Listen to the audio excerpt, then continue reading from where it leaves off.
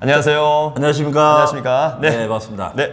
오늘도 설춘환의 돈 버는 부동산 재테크 세빈이한테 최고의 우상 우리 세금 강의 김윤석 교수님 모셨습니다. 교수님 안녕하세요. 네, 안녕하십니까. 네. 반갑습니다.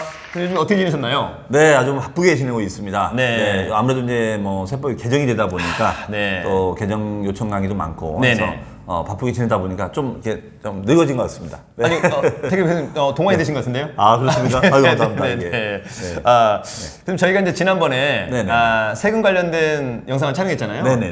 많은 학생들이 댓글을 다 달아가지고 교수님. 아, 그렇습니까? 2월 아우, 중순에 감사합니다. 세금 강의는 확정. 네. 되었습니다. 확정. 네. 네. 저희 이제 댓글을 달아준 학생들 중에 네네. 저랑 김윤석 교수님 이제 협의해서 네네. 한 두세 명 정도를 네네네. 또 무료로. 그래서 우리 김윤석 교수님도 재능 기부하시고. 네네네. 저도 이제 재능 기부를 좀 하면서 교수님. 네네네. 네. 또 저랑 교수님은 또 자녀분들이 있기 때문에 네네네. 또 재능 기부하면 또 자녀분들이 그렇죠. 또 많은 사랑과 혜택을 받지 네네네. 않을까. 네, 이런 생각이 듭니다. 네네네. 사실 모든 부모의 마음이 그렇죠. 다 똑같지 않을까. 그렇죠. 이런 생각이 듭니다. 나누자. 올해는 나누자. 네네, 나누자. 네. 지난번에 세금에 대한 용어나 개념을 정의했다면 네네네. 오늘은 조금 더 이제 학생들한테 좀 디테일한 네네네. 이런 부분을 좀 이제 한번 네, 알려드리고자 네네. 오늘 강의 또 질문지를 한번 보내드렸었는데요. 네네네. 먼저 여러분 감사합니다. 첫 번째 질문입니다, 교수님. 네네네네. 요즘에 사실은 이제 개인들한테 대한 대출 규제, 네네네. 또 개인들이 또 부동산을 취득하게 되면 무주택자 청약에 대한 어려움. 네네네. 그래서 법인을 좀 설립해서 투자하면 어떠냐. 네네네네. 그래서 법인 투자와 개인 투자, 네네네. 또는 법인과 그냥 일반 개인 사업자, 네네네. 이런 것에 대한 이야기 질문이 많이 있는데, 네네네. 교수님 이제 그런 질문의 의도를 아실 거니까 네네네. 좀 간단하게 어떻게 좀 앞으로 했으면 좋겠는지. 네, 이 부분이 이제 상당히 많이들 이제 질문하시는 부분인데요. 네. 물론 이제 어떤 본인들 각자의 이제 상황에 따라서 달라질 수는 있겠습니다만, 네. 지금 현 정부가 이제 그 다주택자 양도소득세 중과 네. 규제, 네. 대출 규제, 네. 뭐 이런 부분이 가장 핵심 쟁점이지 않습니까? 네. 그러면 이제 양도소득세라는 것은 말 그대로 소득세입니다. 네. 즉 개인이 부담하는 세금이거든요. 네. 그러면 개인이 부담하는 이런 소득세 일종인 양도소득세를 규제하다 보니까 네. 이럴 바에는 차라리 법인을 좀 가는 게 낫지 않을까. 네. 그래서 법인에 대한 규제는 아직까지 좀 덜 하기 때문에 네. 물론 정부도 이제 이런 임대법인이라든가 이런 법인들이 늘어나고 있기 때문에 이 부분을 또 좀 예의주시하고 있군요. 사실은. 맞습니다. 그러나 지금 상황에서는 어떤 개인 양도소득세 중과 부분이 부담스럽기 때문에 네. 차라리 법인으로 가는 것이 낫지 않을까. 네. 이제 참고로 말씀드리면 이제 소득세율 자체가 이제 네. 누진세율이 6에서 42%인데 네. 이제 이게 2주택자가 되면 10% 할증이 돼서 네. 16에서 52%, 엄청나네요, 교수님. 3주택 이상자는 26에서 62%까지 올라가고 있습니다. 다 내놔라. 네, 그러다 보니까 야, 이게 너무 부담스럽다. 그래서 차라리 법인은 지금 10에서 25%가 됩니다. 네. 그래서 거기다 이제 물론 할증이 붙는 것도 있습니다만, 네. 그래도 개인 소득세율보다는 좀 낮기 훨씬 때문에 낫네. 네. 좀 유리하지 않을까. 네. 그런 각도에서 요즘 이제 법인들을 많이들 생각을 네. 주변에도 하고 계신 것 같습니다. 네. 자, 어쨌거나 뭐 기회가 된다면 법인과 또 네네. 개인 사업자 잘 구분해서 네네. 또 케바케니까 네네네. 본인한테 잘 맞는 네네. 그런 부분을 하시면 좋을 것 같습니다. 네네네. 근데 교수님 사실 네네. 저희가 이제 뭐 법인세율이잖아요. 네네네. 법인세율이 만약에 한 10% 정도 된다. 네네네네. 근데 주택을 팔았을 때는 네네네네. 10%를 더 뺏어간다 뭐 이런 얘기 있더라고요, 교수님. 네네네, 맞습니다. 네, 이게 그러니까 무슨 그러니까 이제 어쨌든 이제 법인이라는 것은 네. 어떤 사업 목적으로 이렇게 만들어진 회사지 않습니까? 네네. 그럼 사실은 이제 법인세에서는 어떤 주택 투자를 한다거나 네, 그건 뭐 토지를 투자하면 이거는 이제 본연의 목적이 아니다. 아니다, 네. 그러니까 기본세율이 있지만 네. 좀 더 내라. 네. 그래서 뭐 우리가 비삼용 토지라든가 네. 이런 주택에 대해서 그런 규제를 좀 하고 있습니다만 네. 그래도 우리가 소득세 중과보다는 네. 좀 더 세율이 낮기 때문에 네. 그런 측면에서는 좀 법인이 네. 좀 유리하다 볼 수가 있겠습니다. 알겠습니다. 어쨌거나 법인은 그 법인과 관련되지 않은 본연의 업무 하지 않고 이를테면 주택과 부동산 네네네. 투자를 한 거기 때문에 그것을 네. 팔 때는 법인세율 플러스 10%를 네네네. 더 납부해야 된다라고 하는 점 네네. 간단히 기억을 해두시면 좋을 것 같습니다. 자, 교수님 그러면 네네네네. 이번에 또 하나 좀 질문은 네네네네. 기본적으로 이제 1세대 4주택자가 되면 네네네네. 취득세율 좀 이렇게 할인 혜택이 좀 없어진다고 네네네, 이런 얘기가 맞습니다. 있던데 무슨 네. 얘기입니까, 교수님? 그러니까 이번에 이제 정말 지방세법을 개정하면서 네. 이제 지금 어떤 현 정부는 이제 규제의 포인트가 네. 다주택자에 대한 규제입니다. 네네. 그래서 종전에는 이제 양도할 때 팔았을 때만 이제 다주택자는 규제를 네. 어떤 규제 지역인 조정 대상 지역 또는 뭐 투기 과일 지구 등등에서 네. 규제를 했지만 네. 그러면 결론적으로 매수 자체도 좀 이렇게 좀 차단해야 되지 않겠습니까? 네. 네. 그래서 3주택 다주택자 중에서 3주택자가 이제 집을 하나 더 사게 됐을 때는 네. 4주택이 되지 않습니까? 네. 그러면 사실은 뭐 여기 해당되는 분들이 많지는 않을 겁니다. 네. 사실은. 네. 그런 분들에 대해서는 좀 취득세를 좀 진입장벽을 좀 막아야 되지 않겠습니까? 네. 그래서 지금 현재는 이제 주택 가격에 따라서 세율이 이제 1%대에서 네. 3%대가 됩니다만 맞습니다, 교수님. 우리가 이제 4주택자가 되면 4%대로 네. 하자. 그러면은 좀 더 이번에 대해서 이제 좀 진입장벽이 생기니까 네. 좀 추출하지 않겠는가. 네네. 근데 과연 이제 이 부분이 얼마나 효과가 있을지는 네. 모르겠습니다. 네. 다만 이제 참고로 더 이제 말씀드릴 거는 네. 뭐 이런 이제 좀 우울한 소식도 있지만 네. 지금 이제 6억 초과 9억 이하의 주택에 대해서는 네. 취득세 세율을 좀 조정하기로 했습니다. 네네. 그러니까 종전에는 이제 6억 원 초과 9억 원 이하가 되면 일률적으로 2%대의 세금을 맞습니다. 받았군요. 네. 이러다 보니까 6억 이하가 됐을 때는 1%대인데 네. 6억에서 조금만 넘어가도 네. 2% 돼 맞습니다. 버리니까 네네. 뭐 허위 계약서를 쓴다거나 이런 이제 패단이 있어서 네. 좀 현실화시키자. 네. 그래서 6억 초과 9억 원 이하의 주택 중에서는 네. 우리가 일정한 공식에 따라서 네. 적용하게 되면 지금 한 6억에서 7억 사이 정도는 한 1.67 네네. 그 라인 범위 내에서 결정이 될 것 같고요. 네. 그래서 어떤 차등적으로 좀 부과하자. 네네. 그래서 그 부분은 좀 굉장히 좀 잘 현실적으로 적용하고 있는 거 아닌가. 네. 그래서 4주택자에 대한 그 일반 세율로 전환된 네. 그런 부분도 있지만 네. 6억 초과 9억 이하도 세율이 어떤 일정 관에 있는 분들은 좀 오히려 네. 2%에서 1%대 말로 이렇게 조정이 되기 때문에 네. 좀 유리한 부분도 있지 않을까 그런 생각합니다. 그렇습니다, 예. 교수님. 사실 뭐 취득세율은 1세대 4주택보다는 사실 네네네. 1세대 한 2주택이나 네네네네. 3주택이 됐을 때 했다면 네네. 훨씬 더 네네네. 도움이 네네네. 되지 않았을까라고 하는 네네네. 점이 있습니다. 네네. 그래서 다음은 이제 저희가 이제 근린주택이라고 하는 게 네네. 있더라고요. 네네. 뭐 이를테면 상가주택을 말하죠. 상가주택 네네. 한 4층짜리 있는데 한 1, 네네네. 2층은 상가, 2, 3, 네네. 3 4층은 주택. 네네네네. 그래서 이런 근린주택은 네. 주택인가요? 주택이 아닌 건가요, 교수님? 그러니까 이 부분에 대해서는 우리가 공부상, 그러니까 서류상으로는 이제 네. 상가 부분과 네. 주택이 있기 때문에 네. 서류상으로는 이제 상가와 주택으로 이렇게 겸용주택이라고 표현합니다. 겸용주택. 네. 겸용. 네. 그럼 이제 세법상으로는 이걸 어떻게 해석하느냐가 이제 쟁점인데요. 네. 이거는 이제 면적에 비례해서 판단을 하고 있습니다. 아, 네. 그래서 우리가 상가 주택일지라도 네. 만약에 뭐 1층은 상가고 나머지 2, 3, 4층이 이제 원룸이다. 아, 네네. 라고 한다면 이제 주택 면적이 더 크지 않습니까? 맞습니다. 네. 그런 경우에는 이제 설사 상가 면적이 있을지라도 네. 그 상가 면적을 무시하고 네. 전체를 주택으로 간주를 해서 네. 1주택으로 가질 수가 있습니다. 네, 네. 그러니까 일종의 원룸 상가 주택 같은 경우에는 네. 상가 부분이 있어도 1주택으로 분류가 될 수가 네네, 있겠죠. 교수님. 주택 면적이 컸을 때는. 네. 그렇기 때문에 주택 면적이 단 1제곱미터라도 크면은 네. 상가 부분이 있어도 주택으로 간주가 될 수 있기 때문에 네. 1세대 1주택 양도소득세 비과세 규정도 받을 수 있는 네네. 아주 메리트가 있습니다. 네. 그렇기 때문에 어떤 상가주택을 매입할 때는 네. 주택 면적이 큰지 네. 같은지 작은지를 좀 구분할 수 있습니다. 그러네요, 교수님. 반면에 이제 주택 면적이 상가 면적보다 작거나 네. 동일한 게 됐을 때는 네. 이때는 따로따로 봅니다. 예. 주택은 주거 부분 주택으로 보고 네. 상가 부분 상가로 봐서 네. 상가 부분은 이제 세금을 내야 되는. 네네. 네, 주택 부분은 이제 비과세를 할 수 있지만 네. 그렇게 적용되고 있습니다. 어쨌거나 교수님 그러면 그 근린주택에 네네네. 1, 2, 3, 4, 5층은 상가인데 6층만 주택이다. 네네네. 그래도 주택 수는 주택인 거네요. 네, 그거는 주택수 포함됩니다. 포함됩니다. 포함된다. 예, 예, 예. 그런 점을 우리 설춘환 캠퍼스 네네네. 구독자 여러분 꼭 기억해 주시면 좋을 것 네네. 같습니다. 교수님 그다음에 또 하나 학생들이 오피스텔도 주택이냐 네네. 비주택이냐 특히 이제 이번에 어떤 한 학생 교수님 네네네. 내가 오피스텔을 샀는데 거기에 어떤 사람이 전입신고를 해버리면 네네네. 나는 청약에서 무주택자가 아니지 않느냐 네네네. 이런 질문을 하셨는데 네네네. 겸사겸사 답변을 그러니까 드리는 것 이게 같습니다. 그 세법적인 측면에서 보면요. 네. 이게 이제 분양을 받을 때는 네. 많은 분들이 혼동이 될 수 있는 부분이 네. 이 오피스텔이 뭐 교수님 뭐 더 잘 아시다시피 네. 오피스하고 텔기는 결합이 된 거지 않습니까? 네. 그러니까 취지는 좋은 거죠. 네. 사무실로 쓸 수도 있고 네. 또 요즘은 이제 바닥난방 공사가 허용이 돼 있기 때문에 네. 주거로 쓸 수 있어서 네. 겸용을 쓸 수 있는 메리트가 있는 거죠. 네네 교수님.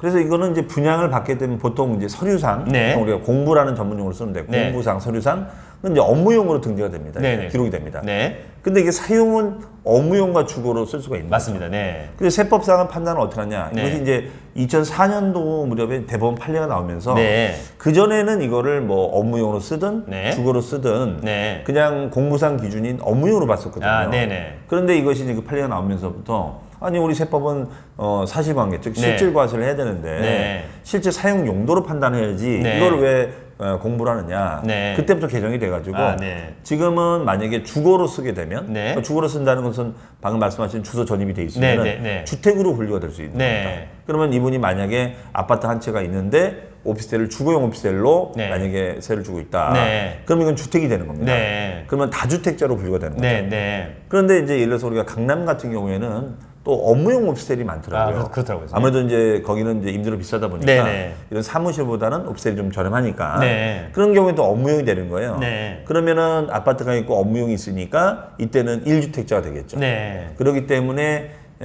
이 오피스텔에 있어서는 여러분께서 소유하고 계신 주택이 있냐 없냐. 아, 네. 물론 만약에 뭐 전세 아파트에 살고 있는데 뭐 오피스텔을 주거로 쓰고 있다. 네. 그러면 어차피 주택 분류가 돼도 1주택밖에 안 되기 때문에 그분한테는 뭐 큰 문제는 안 됩니다. 아, 네. 다만 이제 다주택이 돼야 되는 상황이 돼버리면 네. 오피스텔이 장애물이 될 수 있기 때문에 아, 그러네요, 교수님. 그 부분에 대한 사용용도 판정을 좀 잘 하셔서 네. 사용을 하시는 게 네. 좋지 않을까 싶습니다. 알겠습니다. 네네네. 네. 그다음에 교수님 이제 저희가 가끔은 재산세를 내기도 하고 네네네네네. 종부세를 좀 내기도 하는 거잖아요. 네네네네네. 네. 재산세와 종부세에 대한 그뭐 간단한 개념 네네네네. 또는 한 우리가 이제 한 10억짜리 아파트 정도를 갖고 있었을 네네네. 때 네네네. 대략적으로 재산세와 종부세를 좀 어떻게 좀 네네네. 납부해야 되는지 네네네네. 이런 코멘트 한번 좀 부탁드리겠습니다. 이제 아마 제가 이제 강의를 해보면은 네.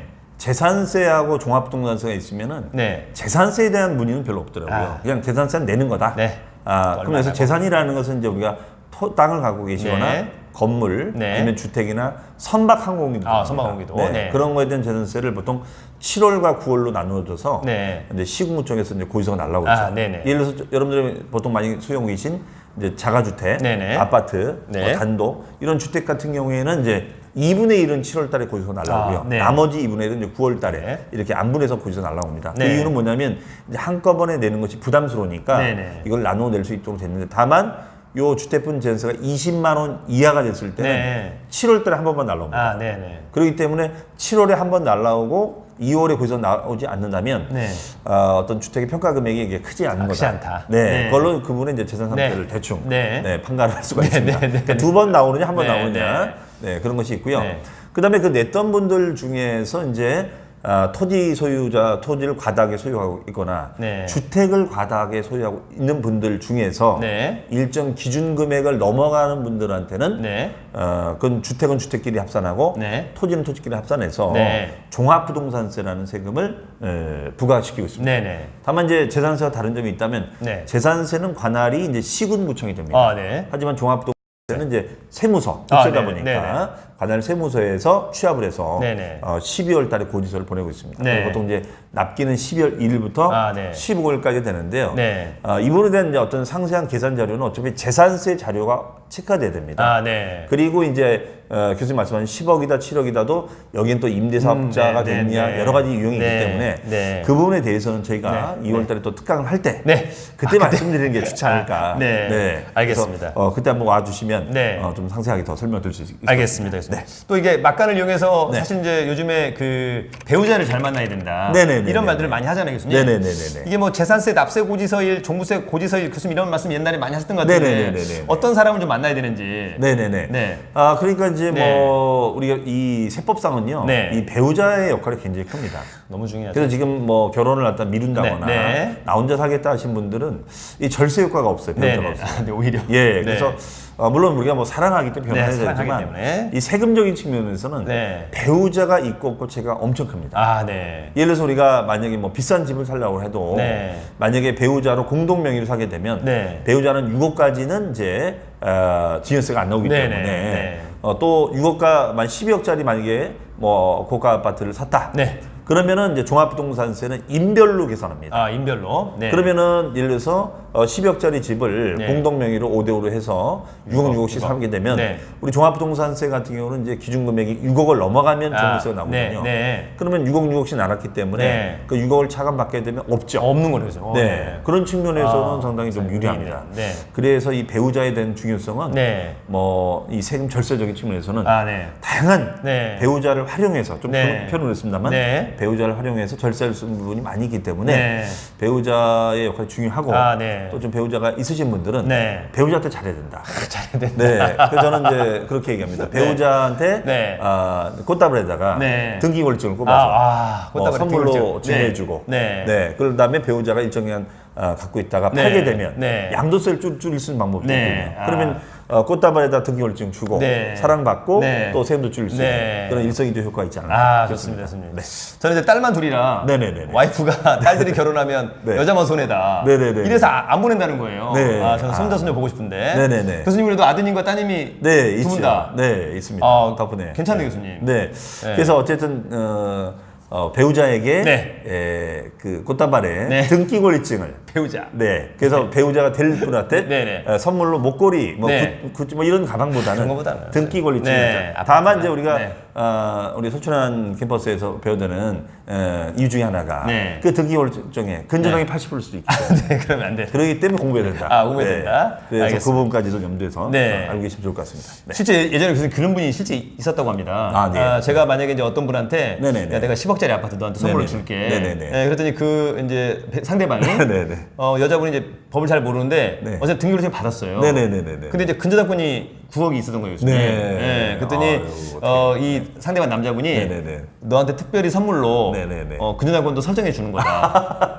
그러니까 권리를 설정해라. 되게 좋아하는 거예요, 교수님. 네네. 그러니까 이게 진짜 모르면 네, 그렇죠. 야, 이거 완전 당하는 거죠, 교수님. 그러니까 권리를 설정해주고. 네네네네. 나만을 위해서. 네, 너만을 위해서. 그래서 그 얘기를 듣고 진짜 약간. 네네. 그래서 공부해야 된다. 맞습니다, 네. 교수님. 맞습니다. 네네. 난 놓고 기억자도 모른다. 네네. 오랜만에 생각나는 네. 그런 네네네. 말들이었습니다. 좋습니다.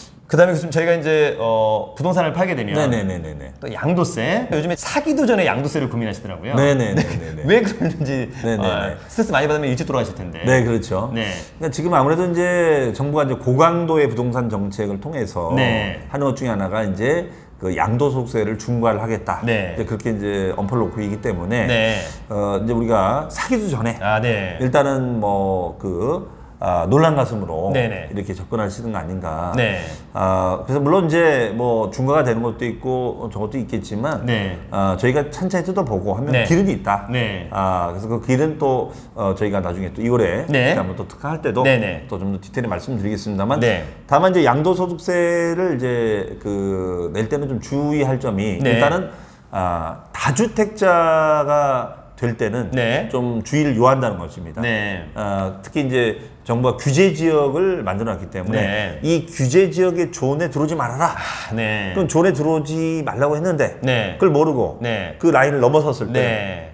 중과를 맞는 겁니다. 네. 그러면 규제 지역이 아닌 데 가서 하면 되는 거거든요. 네. 쉽게 얘기해서. 네. 그러니까 뭔가 그런 규제 지역이나 비규제 지역을 잘 파악하셔서 네. 뭔가 의사결정을 좀 투자하시고 네. 하시면 좋지 않을까. 네. 그러기 위해서 역시 공부를 해야겠죠. 공부해야 됩니다. 그래서 특히 이렇게 부동산 정책이 규제. 네. 규제가 뭐 현 정부만 있었던 건 아니거든요. 네네. 과거 정부도 그랬기 맞습니다. 때문에 어느 때보다도 부동산 정책 공부라든가 네. 이런 부분을 좀 잘 해야 되지 않으실까 싶습니다. 네. 알겠습니다.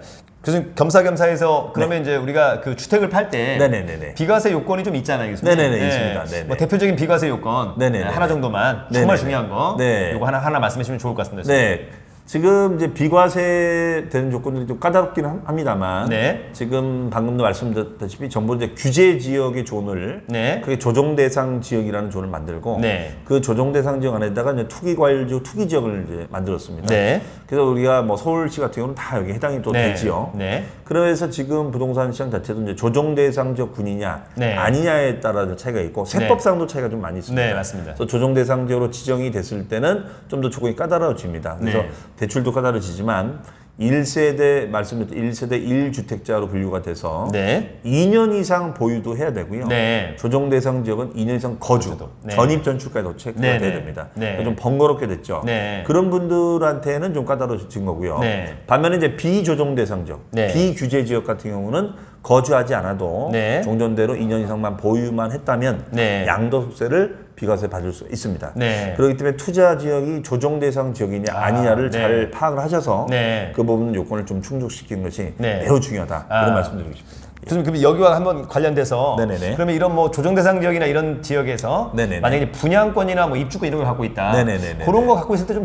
주의해야 될 게 좀 있을까요, 근데 교수님? 지금 이제 분양권 같은 경우에도 네. 조정 대상 지역에서 거래가 됐었을 때는 네. 분양권은 이제 비조정 대상 지역 같은 경우는 이제 기간에 따라서 아, 네네. 뭐 우리가 1년 미만일 때는 50%, 아, 네. 1년 이상 2년 미만은 40%, 아, 네. 2년 이상은 6에 42% 되어 네네. 있는데요. 이게 이제 조정 대상 지역군에서 거래가 됐을 때는 네. 보유 기한에 관계없이 50%가 아, 네. 중과를 맞을 수 있습니다. 네. 그렇기 때문에 규제 지역이냐 아니냐를 잘 구분하셔서 네. 해야 되는 투자를 선별해서 하시는 것이 중요하다 볼 수 있고요. 네. 특히 이제 투기과열 지구서부터는 네. 소위 말해서 자금 조달 계획서라는 걸 자금 제출하고 조달 있습니다. 계획서. 그래서 3억 원 이상 거래가 되면 네. 자금 조달 계획서를 제출해야 되기 때문에 네. 그런 부분들도 이제 전문가들랑 꼼꼼히 상의하셔서 네. 투자 의사 결정하시는 것이 필요하지 않을까 싶습니다. 알겠습니다. 그럼 더불어서 이제 요즘에 네네. 어쨌거나 뭐 최근 뭐 한 2, 3년 동안 이슈가 됐던 게 네네네. 주택 임대사업자지 않습니까? 네네네네. 근데 이제 이게 계속 바뀌다 보니까 네네네. 어떤 사람들이 임대사업자를 해야 되느냐, 네네네. 임대사업자를 안 하는 게 좋으냐, 네네네. 또 요즘에 무슨 뭐 2천만 원 이하라도 네네네. 세금 신고를 해야 되는 거 아니에요? 네네네. 임대소득 신고. 네네네. 어떻게 될지 뭐 갈피를 못 찾겠다. 네네네. 그런 분들한테 전체로 딱 뭉뚱그려서 그래서 한번 가이드를 한번 주시면 어떨까요? 네.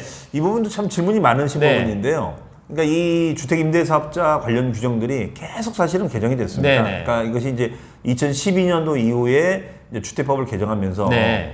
그 당시에 이제 박근혜 정부였었죠. 네. 그 당시 그래서 주택 임대사업자를 지금처럼 육성하자. 네. 그래서 그 당시에는 이제 뉴스테이 사업이라는 네. 거 한창 유행했었고, 네. 그러면서 이제 주택 임대사업자가 하나의 이슈로 또 올랐습니다. 네. 그러면 그 동안은 이제 주택 임대사업자에 대해서는 무등록 사업자가 이제 많으셨었죠. 네네네. 뭐 지금도 그렇고요. 네. 이제 그런 부분들에 대해서 이제 과연 임대소득세를 과세를 할 것인가 말 것인가 굉장히 논란이 많았었는데, 네. 그럼 일단 혼란이 있으니 네. 일정 기간을 좀 유예를 시켜주자. 아. 그래서 이제 2015, 16, 17년도까지 유예를 하려다가 네. 2018년 귀속분까지 유예를 시켜주게 됩니다. 네네. 다시 말씀드리면 작년 2019년도 5월 달에 종합소득세 신고할 때는요. 네. 연 임대수익금이 2천만 원 이하가 되시는 분들까지는 네. 신고를 하지 않아도 네네. 문제를 삼지 않겠다. 네. 다만 이제 2019년 임대분부터는 네. 2020년도에 신고할 때는 이제 네. 문제를 삼겠다. 아, 네. 그래서 실제로 얼마 전에 뭐 이제 발표를 했습니다만 정부가 네. 이제 2천만 원 이하일지라도 네. 그런 무등록자분들도 이제 신고 대상자로 분류가 돼서 네. 과세를 할 예정입니다. 네. 그렇기 때문에 올해 같은 경우도 임대사업자 등록자들이 좀 늘어나지 않을까 싶습니다만 네. 다만 어떤 이제 이 의사 결정할 때도 어차피 이제 뭐 올해 안에 그러나 우리 경매 특히 하신 분들은 이제 단기 보유를 네네. 목표하는 분들이 많이 있지 맞습니다. 않습니까? 네. 그런 분들 입장에서는 뭐 1년 또 네. 1년 6개월 정도 뭐 가지고 있다 팔 건데 네. 그런 1년에 대한 세금 문제 때문에 등록을 하게 되면 네. 뭐 짧게는 4년, 길게는 8년간을 또 우리가 묶이게 됩니다. 아, 네. 그다음에 연 5% 이상 임대료를 못 올리도 돼 있기 맞습니다. 때문에 네. 그런 여러 가지 제약 조건도 있거든요. 네. 물론 뭐 임대소득세 감면이라든가 이런 혜택도 있습니다만 네네. 그렇기 때문에 이제 제 사견으로는 단기 매도 의사 결정을 갖고 있는 분들 입장에서는 네. 우리가 임대사업자 등록하는 것을 좀 고려를 해볼 필요가 있겠고요. 네. 그다음에 이제 중장기로 생각을 하시는 분들 입장에서는 네. 어찌됐든 간에 아직까지는 주택임대사업자 등록 제도가 네. 세제상 혜택들이 많이 있고 네. 또 무등록자들 같은 경우는 이제 올해부터는 아예 모든 신고 대상자로 분류가 되기 때문에 네. 그나마 이제 무등록자가 이제 유리했던 임대소득세 신고를 하지 않아도 문제가 없었던 아, 네. 그런 메리트가 사라지기 때문에 네네. 임대사업자 등록을 하는 부분을 네. 적극적으로 고민을 해봐야 되지 않을까. 네. 그다음 올해부터는 이제 주택임대사업자 사업자 등록을 하지 않으면은 무등록 가산세라는 걸 또 아, 네. 붙이거든요. 네. 물론 이제 0.2% 정도 비율이 높지는 않습니다만 네. 그런 부분들을 좀 종합해서 네. 판단하셔서 네. 전문가랑 상의하셔서 결정하시는 게 네. 좋지 않을까 싶습니다. 알겠습니다, 교수님. 저희 설춘학 캠퍼스 구독자 여러분들 상당히 많은 도움들 네, 도움이 되셨기를 바랍니다. 네. 입을 것 같고요. 네네네. 어제는 잘 조금 더 궁금한 부분들은 네네네. 저희 2월에 있는 특강에서 네네네. 한번 보면 좋을 것 같습니다. 좋습니다. 자, 교수님 마지막으로 이제 그 증여세와 관련해서 네네네. 예, 사실 이제 저는 이제 강의를 하다 보니까 네네네네. 어린 학생들은 네네네. 만약에 이제 제가 저희 딸한테 네네네. 증여 있을 수 있겠다. 네네네. 근데 제가 아무 관계가 없는 네네네네. 피로 맺어지지 않은 교수님과 네네네. 제가 교수님한테 뭔가를 공짜로 준다. 네네네. 이건 증여 있을 수 있냐? 이거 증여 말도 안 된다. 그렇죠. 이건 불법이다. 이런 얘기를 하는 네. 사람도 있어요, 교수님. 네네네네. 근데 꼭 그런 건 아니지 않습니까? 아 그럼요. 네. 그러니까 우리 세법상은 뭐 네. 불법은 없습니다. 네네네. 뭐 주겠다는데 네, 뭐 네. 세금을 내기만 하면 되는 네, 거죠. 네. 다만 이제 사실은 이제 증여세 같은 경우는 가장 역시 큰 효과를 보는 게 여기서도 또 배우자가 나옵니다. 배우자입니다. 왜냐면 배우자분한테는 6억원까지는 네네. 증여재산공제를 받을 수 있고 네네. 네, 보통 이제 직계 존비속이라고 해서 이제 네. 아버지 뭐 할아버지를 직계 존속, 네네. 이제 아들 딸 뭐 손자 손녀를 이제 비속이라고 네. 보통 표현하는데 네. 그럼 보통 이제 부모님께서 이제 자제분들한테 네. 물려주시면 네. 그 경우는 이제 성년인 자녀는 이제 5천만 원, 네네. 미성년인 자녀는 이제 2천만 원까지 공제를 하고 있습니다. 네. 그렇기 때문에 이제 아무래도 증여세 제도가 가족 관계에 또는 이제 친족 관계에 있는 네. 분들한테 네. 공제 혜택을 좀 주고 있다는 거죠. 네. 그래서 보통은 이제 저랑 뭐 교수처럼 이제 네. 뭐 어떤 가족 관계는 네. 아닌 네. 분들한테는 이제 증여보다는 이제 매매를 보통 아, 하겠죠. 맞습니다, 네, 교수님. 매매를 네. 보통 하는데 물론 가족 간에도 매매 계약서를 씁니다. 네네. 다만 이제 가족 간에는 매매를 했을 때는 네. 증여로 의심을 네. 하게 됩니다. 어떻게 네. 뭐 아버지가 아들한테 매매를 맞습니다. 하느냐. 네. 그렇기 때문에 그런 부분에 대해서는 자금 출처 조사라든가 네. 이런 것이 나올 수 있기 때문에 좀 주의를 요하고요. 네. 어쨌든 좀 절세효과가 가장 큰 것이 이제 배우자인데 네. 요즘은 이제 증여세 좀 약간 트렌드의 변화가 네. 이것이 나중에 증여를 하지 않고 상속을 왔을 때는 네. 여러 가지 재산권 분쟁, 여러 가지 네, 문제가 네. 있다 보니까 네. 세금 문제도 있지만 네. 그래서 사전에 좀 증여세를 좀 내더라도 네. 차라리 좀 증여세를 좀 내고 네. 나중에 사후적으로 상속을 시키는 네. 그래서 요즘은 이제 강남권 중심으로 해서 증여도 또 많이 이루어지고 있습니다. 네. 특히 이 다주택자 양도세 중과가 이루어지다 보니까 네. 차라리 주택수를 줄여야 되는데 네, 네. 매매가 안 되니까 네. 차라리 이런 경우에는 차라리 자녀한테 증여해서 세대를 분리시켜서 네. 주택수를 좀 줄이는 네. 그런 식의 어떤 전략도로 많이 가고 있기 때문에 네. 올해도 아마 이런 증여세가 좀 하나의 이슈가 되지 않을까 싶습니다. 예. 네. 오늘 교수님 말씀을 들어보니까 이 배우자라는 말이 네네네. 상당히 의미가 있네요. 네. 우리가 이제 사실 배우자, 이게 네네네. 스터디, 네네네. 그런 배우자, 공부하자 네. 이런 네, 의미도 배우자. 있고 또 네. 네. 네. 배우자, 처, 네. 남편, 네네네. 배우자. 네. 상당히 좋은 의미네요, 교수님. 그러니까요. 네. 어쨌든 뭐 이제 우리가 그래서 배우자라는 것이 이 세법상은 굉장히 여러 가지 필요하군요, 뭐, 교수님. 네, 소득세 뭐 신고를 한다거나 네. 아니면 증여세 신고한다거나 네. 설마 상속세 신고를 해도 네, 네. 네. 그래서 굉장히 효과가 있기 때문에 네네. 어쨌든 저 배우자분들이 계신 분들은 네. 저 배우자분들 정말 잘하셔야겠고 네. 뭐 저나 뭐 우리 교수님도 다 해야 네. 되겠지만 네네. 또 없으신 분은 네. 배우자를 만들 필요가 있다. 빨리 만들어야 되겠네요, 교수님. 네, 빨리 만들어야 됩니다. 네. 네, 그 청, 부분에 있어서. 근데 청 없으면 뭐 형식적으로라도 만들면 되겠죠. 네네. 교수님? 근데 요즘은 네. 뭐 이제 뭐 민키, 뭐 민키. 민키를 키우는 뭐 민키가 배우자다, 뭐 그렇습니까? 가족이다 이렇게 아, 분도 계시는데 네, 네. 민키는 공제 혜택이 없습니다. 아, 그렇습니까? 아, 민키는? 그래서 어쨌든 동물보다는 또 사람이 예, 절세가 크다는 거 네. 말씀을 드리도록 하겠습니다. 네. 알겠습니다. 네네네. 교수님하고 연 2주에 걸쳐서 네네네네네. 세금과 관련해서 네네네네. 또 이제 완벽하게 알아봤습니다, 교수님. 네, 아마 세금에 대한 용어, 개념, 네네네네. 또 어떤 포커싱, 어떤 부분에 주안점을 줘야 될지, 네네네네. 둬야 될지를 우리 구독자 여러분들이 네네네네. 잘 아셨을 것 같은데요. 네. 교수님 어쨌거나 2주 동안 나오셔서 감사드리고. 아유 너무 네. 감사합니다. 초대해 주셔서 너무 네, 다음에 또 기회가 되면 네네네네. 또 한번 유튜브를 하기도 하고 네네네. 어제는 2월 달에 교수님 네네네. 이제 확정됐기 때문에 네네네. 제가 이제 공지해서 네네네. 좋은 강의 네. 한번 네. 하도록 하겠습니다. 네. 김은수 교수님과 네네. 2주간에 걸친 세금 방송 오늘 여기서 마치도록 하고요. 많은 도움이 되셨길 바라고 늘 여러분의 가정과 여러분들에게 네. 무궁한 발전이 있기를 기원하면서 오늘 강의는 여기서 마치도록 하겠습니다. 교수님 수고하셨습니다. 네, 수고하셨습니다. 감사합니다. 네.